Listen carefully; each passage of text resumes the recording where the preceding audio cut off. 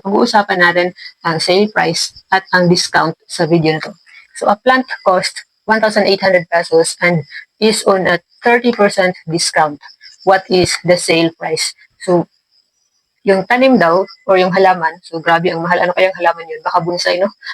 So, yung halaman daw ay nagkakahalaga ng 1,800 pesos at may discount na 30%.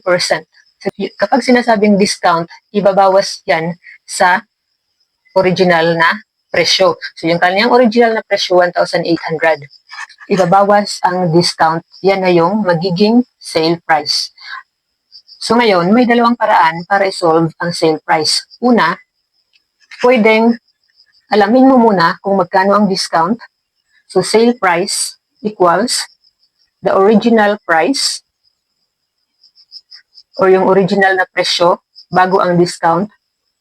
Babawasan mo minus the discount. So, isang paraan ito sa pag-solve ng sale price. Again, di ba napakabilis lang intindihin. Ang sale price, yung sale price, yan yung presyo na nababayaran ni customer pagkatapos ng discount. So, yung original price, babawasan ng discount. So, ngayon, yung given na discount ay naka-percentage siya, 30% daw yung discount. So, kailangan alamin muna natin, magkano ba ang discount? Paano naman natin aalamin ang discount? Kasi may original price na tayo, di ba? Yung original price ay 1,800 pesos minus. So, yung discount, kung ang given ay percentage, 30%, i-multiply mo muna yan sa 1,800. Kukunin mo muna ang 30% ng 1,800. So, guys, napaka-importante na alam mo kung paano kunin ang percentage ng isang number. So, standard method, i-convert mo ang percentage into decimal number bago mo gamitan. Kailangan i-divide mo muna si 30% sa 100. Bakit? Dahil ang percent, guys, that is, percent means 100. Kaya bago mo gamitan ang percent na pang-multiply sa normal numbers, kailangan mo muna siyang i-convert into decimal number by dividing it by 100. Pero, shortcut natin dito. So, hindi na natin kailangan mag-divide ng 100 dahil ang shortcut dyan, i-move mo lang yung decimal point. So, di ba, kapag whole number, yung decimal point nandito yan. Di ba? Pag whole number, always remember that yung decimal point kapag whole number, palagi nasa pinaka-right. Kasi di ba kapag nagsusulat tayo, halimbawa 30.0, o di ba whole number ito dito. So yung decimal point, invisible na yan kapag whole number, pero nandyan yan. Now, kung mag-move tayo ng decimal places to the right, ay to the left,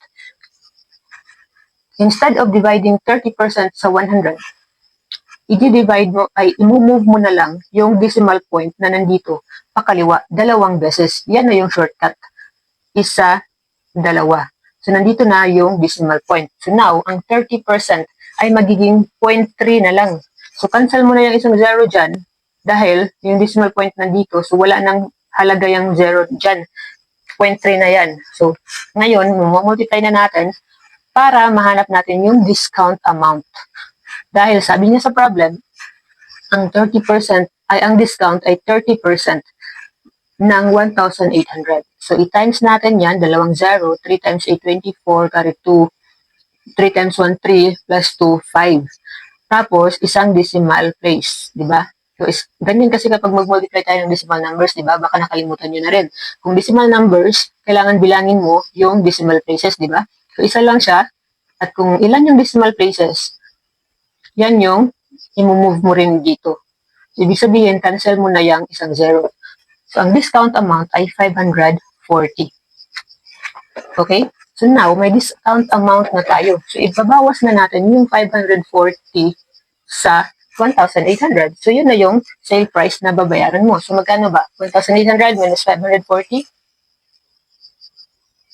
1,260 yung sale price.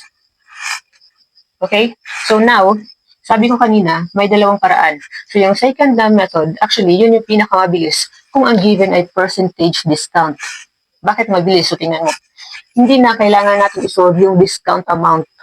Diretso na tayo. So, di ba sabi dito, 30% ang discount. So, kung 30% ang discount, ang sale price, therefore, ay 70%. Bakit?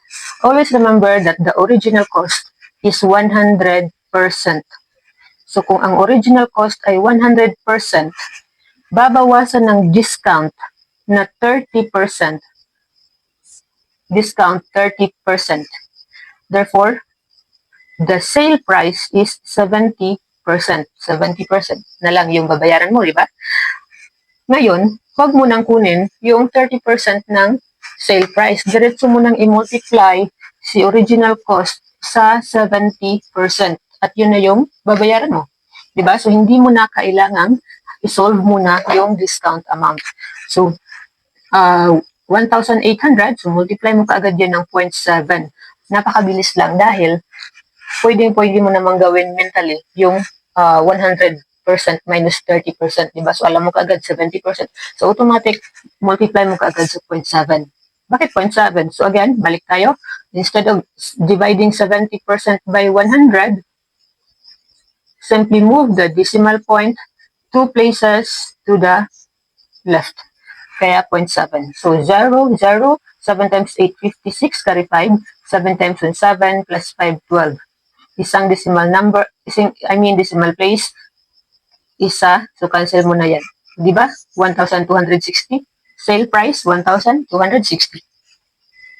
So guys, sana may naintindihan po tayo tungkol sa discount and sale price dahil minsan marami din mga ganito sa civil service exam. At kahit sa paaralan, ikaw ay estudyante, so napakahalaga na maintindihan mo ito. So, hindi lang, at aside from that, this is very useful sa daily life natin, di ba? Halimbawa, nagtungo ka sa isang mall, so makikita mo, hala, mayroong nag-sale sila, yung jug, for example, yung jug na jeans, nag-sale sila, 20% discount. So pagkakita mo ng original na price, makakompute mo kaagad kung magkano yung discount, makakompute mo kaagad kung magkano yung magiging discount mo at kung magkano na lang yung babayaran mo, di ba? So, sobrang useful po nito.